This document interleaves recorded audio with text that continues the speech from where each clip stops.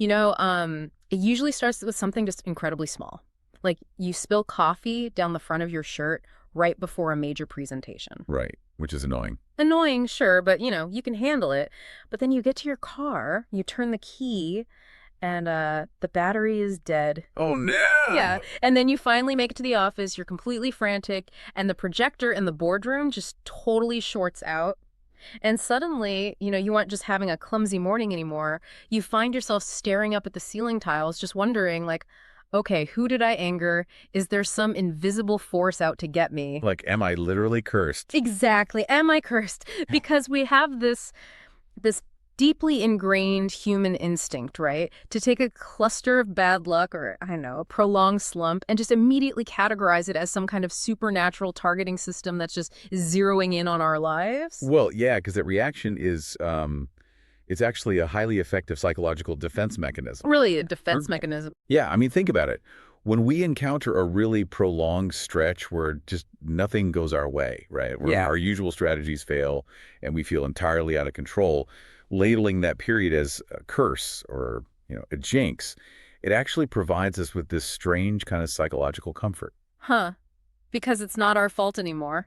Exactly. It completely absolves us of responsibility. If you are cursed, well, the situation is completely out of your hands. Your only job is to just hunker down, complain about your terrible luck to whoever will listen, and merely survive the bombardment until these invisible forces decide to just leave you alone. But what if that instinct, that assumption that we are just these passive victims of random bad luck is entirely backwards? Yeah. Because that is the exact mission of today's deep dive. It is, yeah. We are unpacking a really fascinating lecture. It was delivered in Seoul in August of 2024, and it takes one of the most feared concepts of bad luck and just completely flips it on its head. Which I love. Me too. So the source material for this deep dive is a detailed breakdown of a concept known as Samjae. And for those who might not be familiar with it, in traditional Korean culture, Samjae is widely known and deeply feared as this kind of ominous, unavoidable 3-year period of disaster or misfortune. Yeah, it basically operates as a cultural shorthand for vulnerability. Right. It's traditionally viewed as this predetermined window where you are just uniquely susceptible to various calamities. Yeah. And because of that reputation, people will go to incredible lengths to try and ward it off. They view it as this dark cloud that just like parks itself over your life, raining down chaos for 3 uninterrupted In years. 3 whole years, yeah. But the lecture we're diving into today offers a radical and honestly an incredibly empowering reframing of this entire idea. What's that? What if this feared 3-year curse isn't a supernatural punishment at all? What if instead it's actually a masterclass in personal growth, perfectly timed by the mechanics of nature?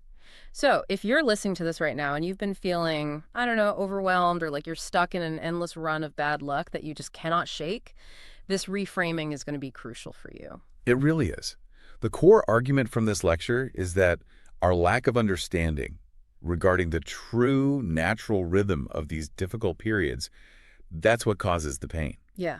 Recognizing the actual mechanics of this phase can transform what feels like a tidal disaster into a profound life-changing opportunity. Yeah. So we are shifting away from superstitious fear, and we're leaning heavily into an understanding of, well, behavioral cause and effect. Okay, let's unpack this. The lecture in Seoul starts by essentially dismantling the entire way human beings usually think about a string of bad luck. The argument is that historically, people have misinterpreted this 3-year Samjae period using their own flawed, ego-driven logic rather than actually looking at the laws of nature. We assume a string of failures is designed to bring disaster.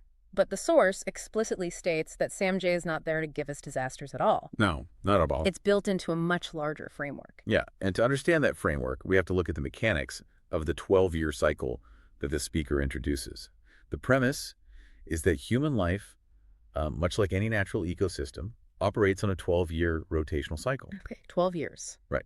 And for roughly 9 of those years, you are in a phase of expansion and action. You're making decisions, you're forming relationships, taking risks, and just accumulating habits. You're just doing life, building things. Exactly, building. But human capacity obviously has a limit. Yeah. And rapid expansion always creates structural debt. Structural debt. I like that term. Yeah, it's like you develop blind spots. You pick up bad habits along the way. You leave relational messes behind because you're moving so fast. So the 3 years of Samjae are simply the necessary audit of that structural debt. It's the designated time to study your own shortcomings and your deficiencies. Wow, that is a massive shift in perspective. The lecture emphasizes, and this is a quote, "It is time to study my shortcomings." And it makes a rather bold promise, right? It says if you actually spend this 3-year period studying your flaws and analyzing where you fall short, the disaster simply does not arrive. That's the promise. Which, okay, sounds great in a philosophical sense, but I have to push back a little bit here. I'm struggling with the mechanics. Okay, let's hear it. Wait, if this is just a natural period of consolidation, why does it have a reputation for literally destroying people's lives? I mean, trees don't get divorced or go bankrupt in winter. Where does the actual disaster come from? Well, that touches on the core mechanism the speaker is highlighting, the disaster. It isn't an external force dropping from the sky. Yeah. It is the mathematical result of behavioral friction. Behavioral friction. Yeah. When it is your designated time to audit your structural debt and study your flaws, but you completely refuse to do so, like when you try to keep expanding, acting out, or behaving arrogantly, you create massive friction with your environment. Oh, I see. Things fall apart because your current operating system is completely unsuited for the phase you're actually in.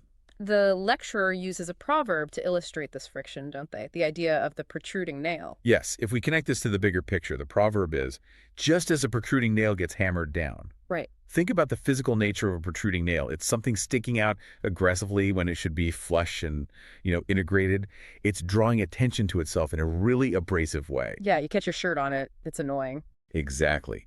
So during this 3-year audit phase, if you are showing off, if you are acting like you have all the answers, instead of humbly acknowledging your gaps and learning from your surroundings, you become that protruding nail. And your environment, whether that's your workplace, your family, society at large, will naturally provide the hammer.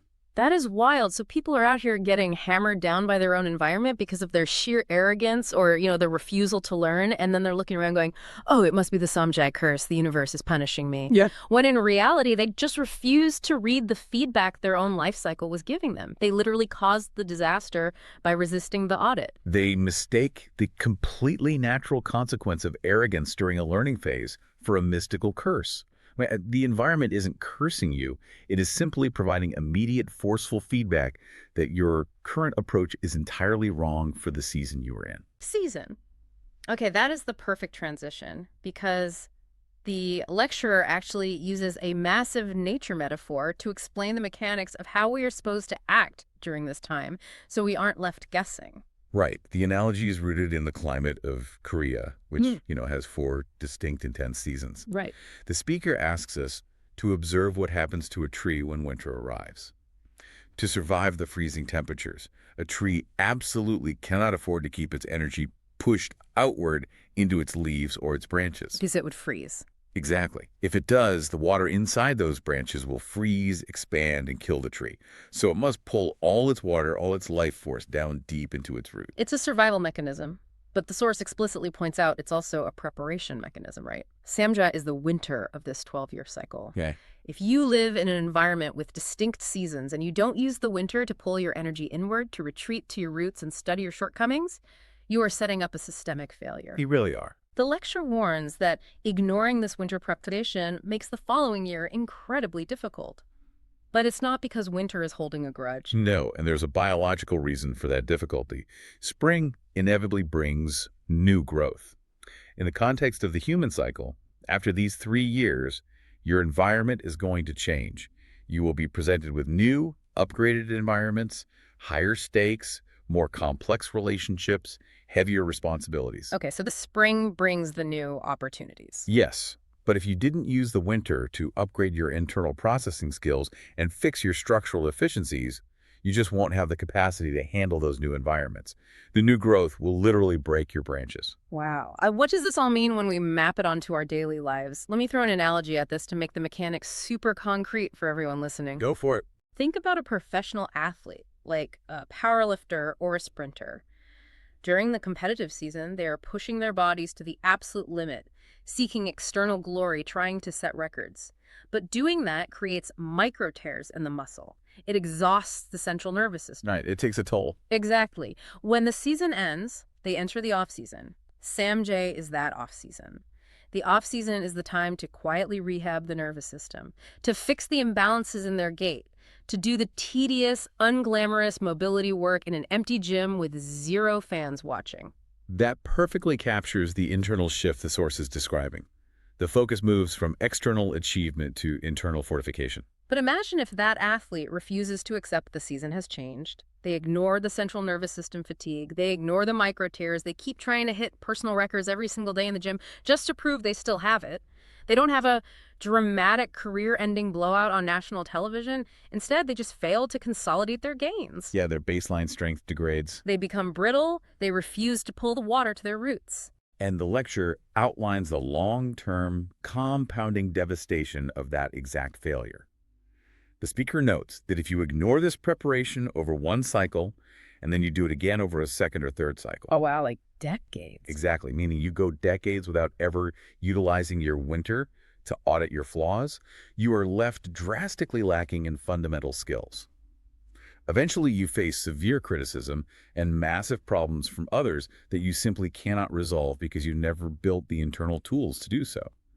Your lack of foundation finally causes the entire structure to collapse under its own weight. Which brings up a really practical question. The lecturer keeps repeating this directive to study our shortcomings. But what does that actually look like? If I'm in my 3-year winter, am I supposed to be hitting the local library? Am I enrolling in night classes on philosophy? What's fascinating here is how strictly the lecture redefines the concept of study. It strips away the academic connotation entirely. Unless you are literally a student enrolled in a university, your study has nothing to do with books. The source defines your curriculum completely by your immediate surroundings. Your environment is your classroom. Yes, the rule is absolute. Those who live and work out in society, your study is society.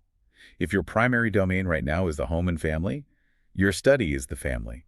Whatever specific environment you find yourself placed in, that is the exact material you are meant to be learning from. Okay, so you're studying the people around you. You study how you interact with it, where you cause friction, and where your own knowledge or patience falls short. Let's make that Blinkist level clear for the listener, because studying your family sounds a bit like a generic platitude. It doesn't mean sitting back with a clipboard and taking notes on how annoying your sibling is. Right, no. It's a behavioral audit. Like, if your partner says something and you immediately snap at them, the study isn't focusing on what they said. The study is asking, why did I snap? What insecurity did that touch in me? Why do I lack the communication skills to navigate a minor disagreement without escalating? You are studying your own triggers through the friction with your environment. That is the exact mechanism of the audit. You are using the external environment as a mirror for your internal deficiencies. And the expert in the lecture attaches a massive warning to how we conduct this study. During these 3 years, you must absolutely not try to rush or force tangible results or external achievements. Which goes against every single impulse we have in modern society. Oh, completely. I mean, we are completely conditioned to constantly produce, to show metrics of success on social media, to always be winning. We are conditioned to demand a harvest in every single season, but the source is adamant that Samjae is a time for internal growth, not external trophies. Think about agricultural mechanics. If you try to force a harvest in the middle of winter by digging up the frozen ground, you don't get crops, you just destroy your seeds. I feel like this is where so many of us get trapped in the cycle of bad luck. We hit a slump, we feel like we're falling behind our peers, and our immediate instinct is to hustle harder. We try to force a win just to prove to ourselves and others that we aren't failing. Yeah, we push back against the winter. But the lecturer is saying that forcing the win during the specific winter phase is the exact catalyst that triggers the so-called disaster. Because forcing a result requires you to deliberately ignore the gaps in your knowledge. You're papering over the massive cracks in the foundation to try and flip the house for a quick sale, instead of taking the time to actually pour new concrete. It is an act of sheer ego. Yeah. It's prioritizing how you look over how structurally sound you are. Here's where it gets really interesting, though. Let's say you're listening to this and you're actually doing the work. You've accepted it's winter. You're pulling the water to your roots. You're not forcing result. It's still not going to be a peaceful meditation retreat because the lecture dives into the external challenges you are going to face while doing this internal work, specifically dealing with critics. Oh yeah. The lecture confronts this reality head on. During Samjae, you are going to encounter friction. People might say incredibly harsh things to you. You might face heavy criticism at work or in your social circles. And that hurts. It does.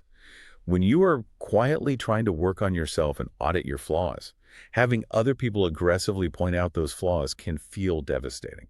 But the instructions given in the lecture are incredibly specific. It says you must absolutely not take this criticism as hatred.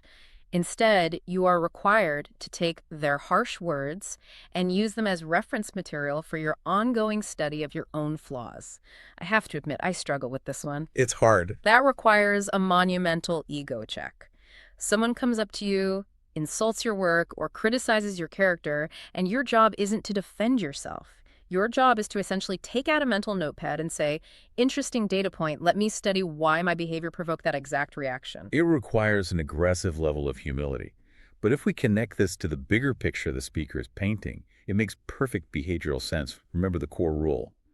Your environment is your classroom. Therefore, the people criticizing you are simply the environment delivering your syllabus.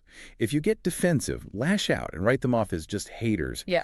you are rejecting the study material. You are immediately reverting to being the protruding nail. You're refusing to read the textbook they just handed you. Exactly. The source notes you have to reframe the criticism. In the grand scheme of the cycle, that harsh feedback is occurring specifically to help you study your blind spots, not because the universe has a vendetta against you. This humility, this capacity to absorb the freezing winds of winter without fighting back against the weather, is exactly what qualifies you for the transition, because the 3 years do eventually end. Let's transition to what happens when the snow melts.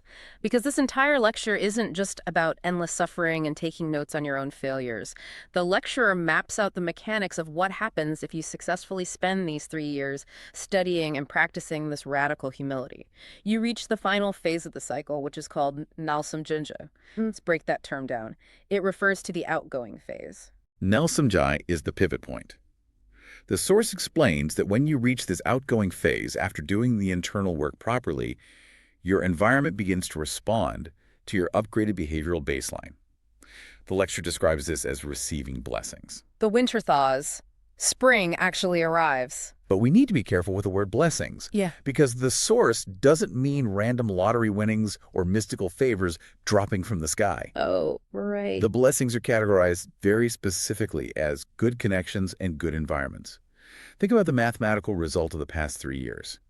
You spent your winter humbly studying how to interact with people and auditing your communication flaws. Yeah. Because you did that work, you're now behaviorally equipped to be trusted with high-quality relationships. You didn't force premature results, so you now have the structural integrity to support robust environments where real, lasting prosperity can take root. The lecture calls this ultimate transformation Samjae. Bok meaning blessing or good fortune, so it becomes blessing Samjae. It completely rewrites the cultural script. It really does. It tells us that for those who are constantly learning, auditing their flaws, and managing their egos, this feared period isn't a disaster at all. It is the exact necessary mechanism that delivers massive fortune. The string of bad luck was just the chrysalis forcing you to transform. This raises an important question about how we view human capital, too. The source explicitly states that the very people you interact with during your humble period, including the ones who delivered that harsh criticism, are often the exact vehicles that bring you these great environments later. Wait, really? The critics become the vehicles? Yes. By managing those difficult relationships with humility and grace when you are at your lowest, most vulnerable point, you pass a behavioral stress test. You prove to the environment that you are capable of handling the massive opportunities they will bring you when the cycle shifts. It's like you're passing a secret audit. If you can maintain your composure, be humble, and remain eager to learn from someone when you have zero leverage, they will remember that character trait. They become the ones to open the doors for you when the spring arrives. And the inverse is equally true. If you acted arrogantly, fought with everyone, and rejected all criticism during your Samjae, what happens when the spring comes?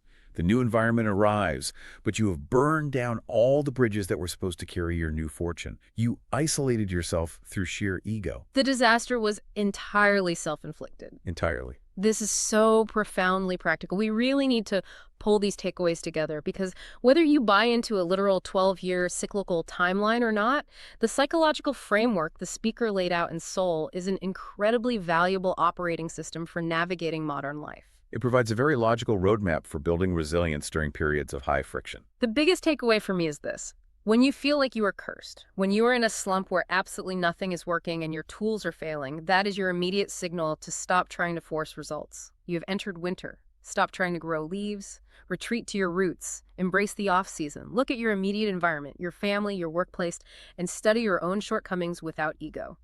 Run the behavioral audit. And remember that feeling overwhelmed or heavily criticized during these slumps isn't a sign that the universe is punishing you. It is merely a signal that it is time to upgrade your baseline. The environment is trying to teach you the exact skills you're going to need to survive the next major chapter of your life. Yeah. Every harsh critique is just data for your upgrade. Take the critique, drop the defense mechanisms. You are a tree in winter, just pull the water down. It's so counterintuitive to how society demands we act. Always push, always defend your brand, always project success. But the mechanics of it make so much sense. It preserves your energy for when the season actually changes. And it ensures that when the season does change, you have the structural integrity to support the new growth. Yeah. You won't collapse under the weight of your own success. Which leaves me with a final thought I want you, the listener, to mull over as we wrap up this deep dive. We've spent this entire time unpacking how to handle the bad times, the slumps, the runs of bad luck, the winter of Samjae. We've seen how aggressive humility and a desire to study our flaws can protect us from disaster. But what if we didn't wait for winter to run the audit? What if we applied this exact same aggressive humility, this relentless desire to study our own triggers and flaws during our best and most successful years? If we acted like a tree, intentionally pulling some water to its roots, even in the middle of summer, always checking our foundation, always assuming we have more to learn from the people around us, would the cycle of disaster ever actually touch us at all? That would represent the ultimate mastery of the cycle. Maybe the only real curse is believing we have nothing left to learn. Keep your water deep, stay humble, and we'll see you on the next deep dive.